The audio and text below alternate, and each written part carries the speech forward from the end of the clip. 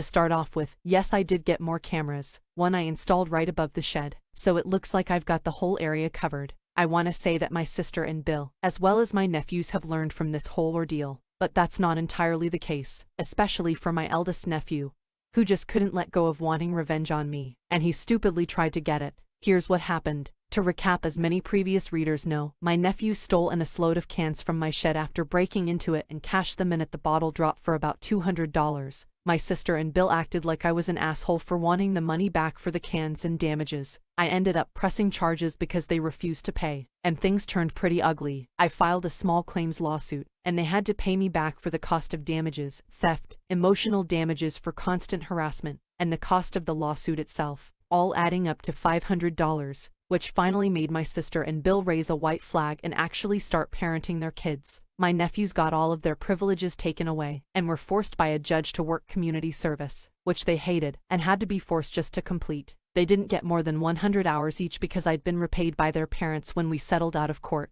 so the judge pretty much fast-tracked the case. My nephews ended up picking up garbage and doing work around several local parks, and the man directing them I heard was a retired drill sergeant, so they had no fun whatsoever. My eldest nephew constantly showed his issues with authority and got into screaming matches with everyone who told him to work. His father had to be called over just to make the boy pick up a rake. The kid openly blamed me for his predicament, and his brothers were both initially on his side. But after a while they realized that he's just crazy and entitled, and they no longer want any part of it. So my two younger nephews stopped following his lead because it finally clicked just how in the wrong they were. Problem is that my sister and Bill blamed me for the divide in their family, which didn't end well for them as no one in the family was on their side about it. Everything was put on them and their bad parenting, and without me to blame, they just became silent and bitter. Half the family don't want to associate with them, and now their own kids are divided because the eldest refuses to change. It got so bad that my eldest nephew resorted to something so incredibly dumb that you're not gonna want to believe it. In the middle of the night he sneaked out and assaulted my house with a pair of his dad's claw hammers. I say a pair because he literally had one in each hand. The first thing he did was start smashing the new lock on my shed, and it didn't break, but he heavily damaged it to the point it was no longer usable, and I had to later remove it with bolt cutters. He also did a lot of damage to the shed door with the hammer's claws. I awoke to the sounds of the hammers, and called the police after peeking out my bedroom window and seeing someone outside hitting the shed, though I didn't realize it was him at first because he had his face covered with a creepy-looking mask. He saw the bedroom lights come on and chucked one of the hammers through my window. There was broken glass everywhere, and I'm lucky I didn't cut my feet on any of it because I was barefoot. Then my nephew started beating on my back door with the remaining hammer. He did major damage, breaking the knob and the window on the door, and also tore into the door itself with the hammer claw. I was worried the door wouldn't hold out, so I yelled police were on their way, and he took off before they arrived. The night vision on my cameras showed it was him. He had a mask on, but was wearing his school hoodie as well as his Nike shoes that were also pretty identifiable since his brothers don't have a pair like them. His fingerprints were also on the hammer he threw at my window. My nephews had already all been fingerprinted when they were arrested the first time, so police matched the ones on the hammer to him. When the cops came for my eldest nephew, he obviously denied it was him, but there's no one else it could have been. The other hammer was found in his room, along with the clothes and mask he wore, all of which were taken as evidence. The mask was of a Star Wars character I was told is called the Grand Inquisitor. This time though, his parents did nothing to try and protect him, and they didn't try to pass the blame on me either. They just let their son be taken away screaming. I wasn't there to see the arrest, but I was told by my sister that my eldest nephew was switching back and forth from crying that he didn't do anything wrong, to screaming that it was all my fault and he had to get back at me. The boy had to go through a serious mental evaluation, and was found to be potentially bipolar. Doesn't really excuse what he did though. Later on, when he was properly diagnosed as bipolar, he started blaming everything he did wrong on that,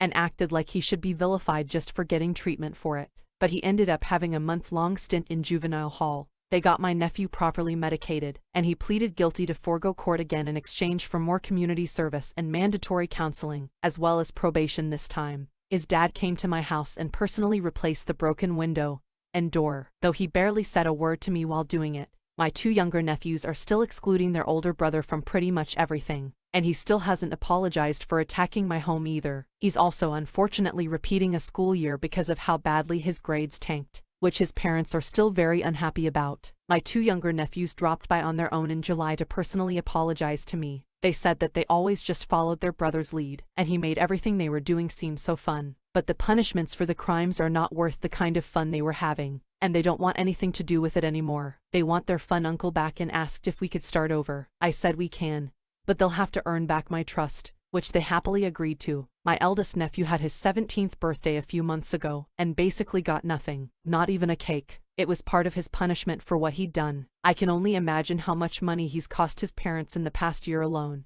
He led his brothers to steal from me and then destroyed my bedroom window and back door. I imagine in total with the lawsuit I'd previously filed, and replacing both the door and window cost them over $1,000. Doors and windows are not cheap. Meanwhile, my youngest nephew had his birthday a month after that, and got a new mountain bike among his gifts. This really upset my eldest nephew, and he slashed the tires on the bike with a kitchen knife, which landed him in even more trouble. I know a thing or two about fixing bikes, so I went out and bought new tubes and tires for the bike and put them on it. So the bike is fine, and my nephew thanked me a lot for fixing it. My eldest nephew resorted to trying to run away because he wasn't being enabled anymore. He just walked out, got on his bike with a backpack full of stuff, and rode off. His parents quickly reported him missing because he left a goodbye letter that basically blamed me and his bipolar for all his problems. In the letter he stated that he can't wait till he's 18 to get away from us all, so he was doing us a favor by getting rid of himself sooner. But he came back 3 days later without his bike or backpack, and looking beat up.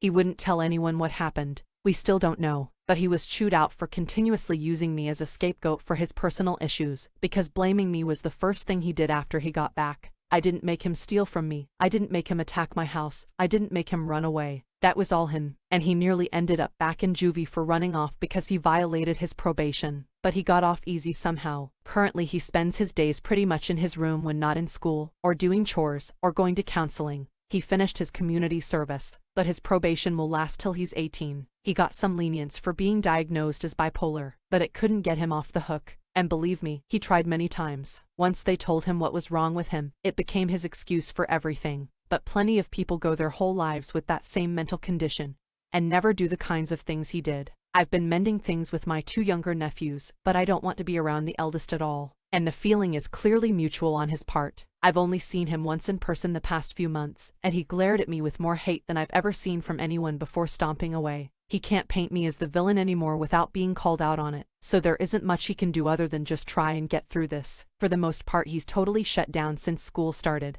I'm told he barely speaks, even at school. My other nephews tell me he's getting laughed at and ostracized, which I don't think is going to help him get better. My sister and Bill are also not on the best terms with me right now as well, but they can't exactly put any blame on me either. They know it was all on them and their bad parenting. I've basically forced them to be more active in their kids' lives, which they should have been doing already. They complain a lot of being tired from work and keeping an eye on their kids, so whenever we talk as of late, it's always awkward and forced. They don't come to my house, or me to theirs, but we do see each other at my parents' house, and our mother demands we be civil there, which I have no problem with. My 2 younger nephews have regained most of their privileges. They got their TV and video games back, but my eldest nephew isn't allowed on them at all. I'm told he's got some electronic entertainment in his room, but what kind I don't know. I just know he spends most of his time in there unless he has to be somewhere else. My eldest nephew is also not welcome pretty much anywhere in the family anymore. I've recently heard from my parents that they don't even want to see him on Thanksgiving or Christmas Eve this year because they are sick of his behavior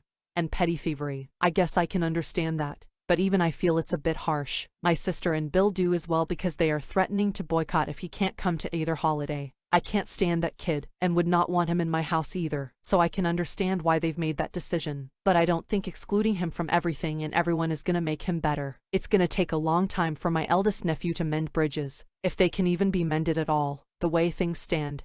He may try running off again once he's of age, unless the last time scared him too much to try it again. But hopefully things will get better for him in time if it's not too late to fix his behavior. I may not like him, but he's still my nephew, and I care. But I'm kinda powerless to do anything. So for now the most I can do is just keep my nose out of it and offer support where I can.